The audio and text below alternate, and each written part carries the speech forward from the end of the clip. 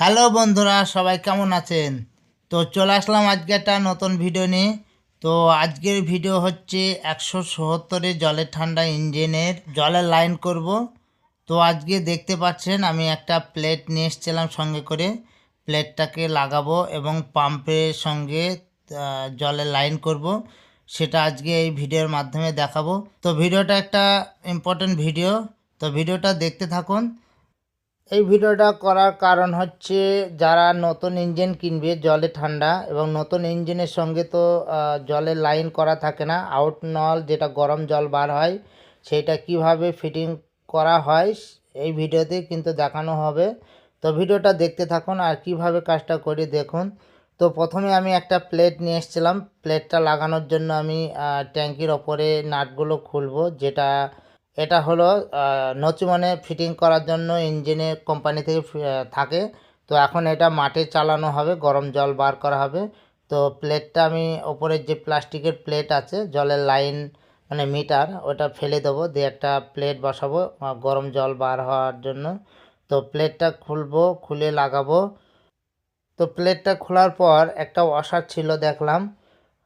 তো ওয়াশারটা পাতলা হওয়ার কারণে আমি সঙ্গে করে আটা নিয়ে এসেছিলাম। তো আটা দিয়ে দিলাম। আটা দেওয়ার কারণ হচ্ছে ভবিষ্যতে জলের লাইনে যেন লিক না করে, তার জন্য আটা দিয়ে দিলাম। কারণ এই একবার ফিটিং হবে, যদি লিক করে তার জন্য আটা দিয়ে দিলাম।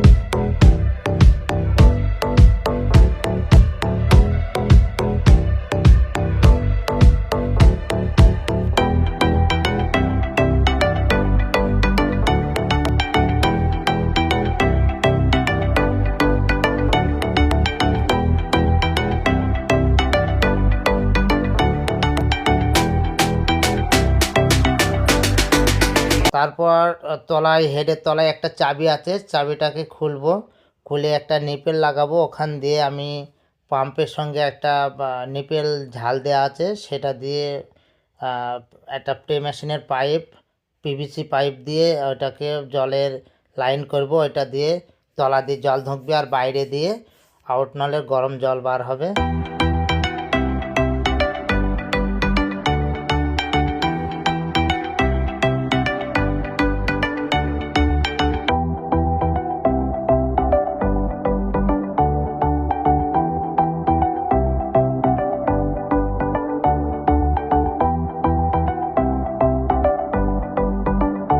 তো এবার ইঞ্জিনের সব কিছু কমপ্লিট হয়ে যাওয়ার পর মেশিন মালিক জল নিয়ে আসলো, জল ঢুকে দিয়ে এবারে ইঞ্জিনটাকে চালু করব।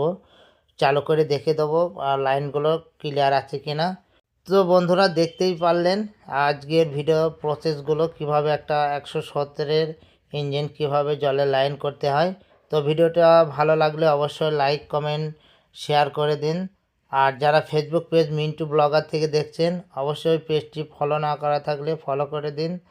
আর যারা ইউটিউব চ্যানেল থেকে দেখছেন মিন্টু টিভি, অবশ্যই চ্যানেলটি সাবস্ক্রাইব না করা থাকলে সাবস্ক্রাইব করে দিন।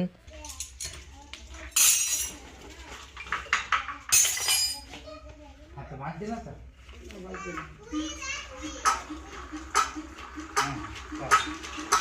না